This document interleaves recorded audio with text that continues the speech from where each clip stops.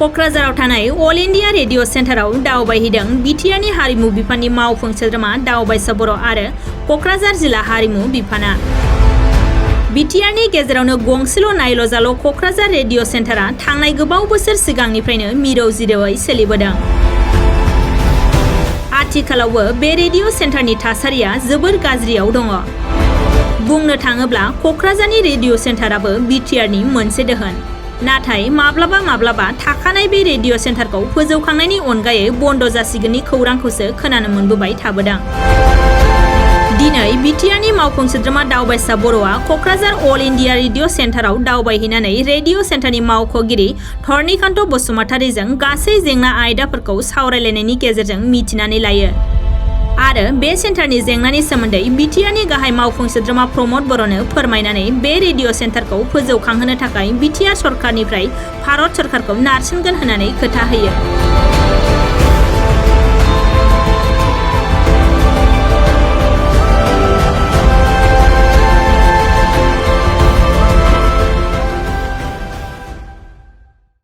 लाखिनाया बयनिबो बिबान बे हिसाबै बेखौ नायनो फैदों आरो नायनो फैनानै एसे गोसोआव दुखु मोनदों। मानो होनना बुङोब्ला बेयाव जिखिना सालायगिरि दङ, स्टाफ दङ, बिथांमोना जोबोद दुखु दाहा खस्थ'नि गेजेरजोंब्लाबो बे मोनसे अनुष्ठानखौ बिथांमोना हमथानानै दोनदों, लाखिनानै दोनदों।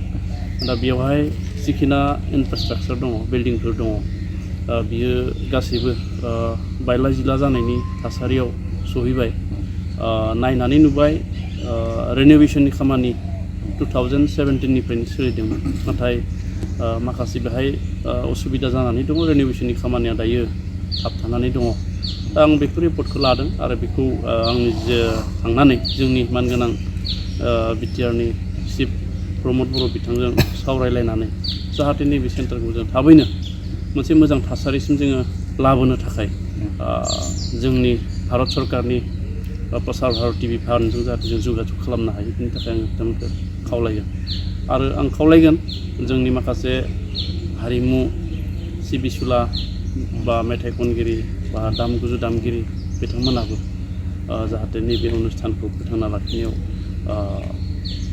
बयहाबो बिबान लायो। आरो आंजों दिनै जिहेतु जोंनि बर' हारिनि हारिमुआव मैखोमै बिबान होबोनाय चक्रधर रादा बिथांमोनखौ लाफानानै हारिमु बिफाननि बा जोंनि हारिमु आफादनि दैदेनगिरि बिथांमोनखौ लानानै फैनाय जादों आरो नायदों जोङो गोलाव सम जोङो बे नैबे क'क्राझार रेडिअ स्टेशननि मावख'गिरि बिथांजों सावरायनानै गोबां जेंना जेंसिनि बाथ्राखौ जोङो सावरायलायदों आरो बेखौ आङो निस्सय आङो चिफनो बिथांनो फोरमायगोन।